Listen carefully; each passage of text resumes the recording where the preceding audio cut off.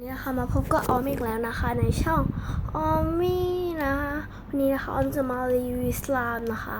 เป็นเนื้อใบนะคะเป็นเนื้อที่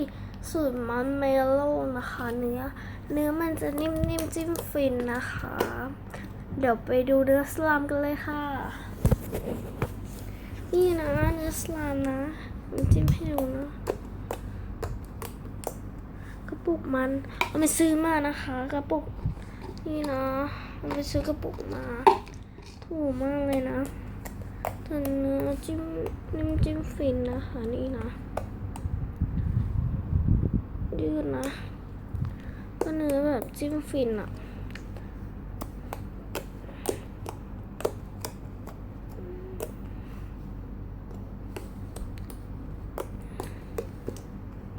นี่นะยืดนะยืดมากเลยนะอันนี้นะนี่นะคะเนื้อจิ้มฟินนะแบบเนื้อดีอ่ะถือว่าดีมากๆเลยด้วยวันนี้นะคะออมลาไปก่อนบายอย่าลืมกดไลค์กดแชร์กด subscribe นะคะบ๊ายบาย